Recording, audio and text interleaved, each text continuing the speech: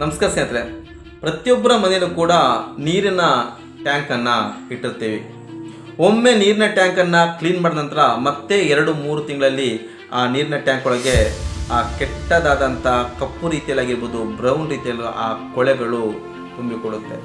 ಆ ಕೊಳೆಗಳನ್ನು ಹೋಗಲಾಡಿಸಲು ಅನೇಕ ರೀತಿಯಂಥ ಬ್ಲೀಚಿಂಗ್ ಪೌಡರ್ಗಳನ್ನು ನಾವು ಉಪಯೋಗಿಸ್ತೀವಿ. ಅದೆಷ್ಟೋ ಜನ ಅದನ್ನು ಕ್ಲೀನ್ ಮಾಡದೆ ಆ ನೀರುಗಳಲ್ಲೇ ಸ್ನಾನ ಮಾಡ್ತಾರೆ. ಆ ನೀರುಗಳಲ್ಲಿ ಸ್ನಾನ ಮಾಡುವಾಗ ನಮ್ಮ ಕೈಕಾಲುಗಳಲ್ಲಿ ತುರಿಕೆ ಬರುತ್ತೆ, ಎಲರ್ಜಿ ರೀತಿ ಆಗುತ್ತೆ, ಹೊಟ್ಟೆ ನೋವು ಬರುತ್ತೆ. ಇಂಥ ಅನೇಕ ರೀತಿಯಾದಂಥ ಅನಾರೋಗ್ಯವು ಕೂಡ ಅದರಿಂದ ಬರುತ್ತೆ ಸ್ನೇಹಿತರೆ.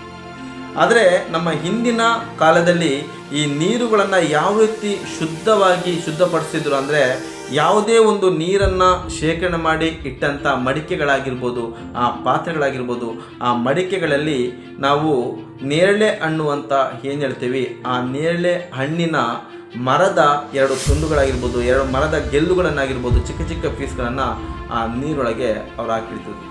ಆ ನೀರೊಳಗೆ ಅದನ್ನು ಹಾಕಿ ಇಟ್ಟಾಗ ಅದರಲ್ಲಿ ಯಾವ ರೀತಿಯಾದಂಥ ಒಂದು ಉತ್ತಮವಾದಂಥ ಅಂಶ ಇದೆ ಅಂದರೆ, ನೀವೇನಾದರೂ ನೀರಿನ ಟ್ಯಾಂಕಿಯ ಒಳಗೆ 2 ಚಿಕ್ಕದಾದಂಥ 2 ಗೆಲ್ಲುಗಳನ್ನು ಅದರೊಳಗೆ ಹಾಕಿಟ್ರೆ ಅದು ಕಾಲಕ್ರಮೇಣ ಒಂದು ದಿನ ಇಲ್ಲ 2 ದಿನದಲ್ಲಿ ಆ ಡ್ರಮ್ನಲ್ಲಿ ಇರುವಂಥ ಸಂಪೂರ್ಣ ಕೊಳೆಯನ್ನು ಅದು ಕ್ಲೀನ್ ಮಾಡುತ್ತೆ ಸ್ನೇಹಿತರೆ. ಯಾಕಂದರೆ ಆ ಮರದ ಗೆಲ್ಲಿಗೆ ಅದರಲ್ಲೊಂದು ಅಂಶ ಇರುತ್ತೆ. ಆ ಅಂಶದಿಂದ ಒಂದು ಲಿಕ್ವಿಡನ್ನು ಅದು ಬಿಡುಗಡೆ ಮಾಡುತ್ತೆ. ಆ ಲಿಕ್ವಿಡ್ನ ಮೂಲಕ ಸಂಪೂರ್ಣ ಕೊಳೆಯನ್ನು ಎಳೆದಿಟ್ಟುಕೊಳ್ಳುತ್ತೆ. ಎಳೆದ ಆದ ನಂತರ ಮತ್ತೆ ಆ ಲಿಕ್ವಿಡು ಉತ್ತಮ ಅಂಶವನ್ನು ಬಿಡುಗಡೆ ಮಾಡಿ ಆ ನೀರನ್ನು ಶುದ್ಧೀಕರಣವಾಗಿ ಇಡುತ್ತೆ ಸ್ನೇಹಿತರೆ. ಈ ರೀತಿ ಶುದ್ಧೀಕರಣವಾದಂಥ ನೀರು ಆ ಮರದ ಕಟ್ಟಿಗೆ ಏನಾದರೂ ಆ ಟ್ಯಾಂಕ್ನಲ್ಲಿದ್ದರೆ 110 ವರ್ಷದವರೆಗೂ ಕೂಡ ಆ ನೀರುಗಳು ಹಾಳಾಗಲ್ಲ ಅನ್ನೋದು ನಮ್ಮ ಹಿರಿಯರು ನಮಗೆ ಅನೇಕ ಬಾರಿ ತಿಳಿಸ್ಕೊಟ್ಟಿದ್ದಾರೆ ಸ್ನೇಹಿತರೆ.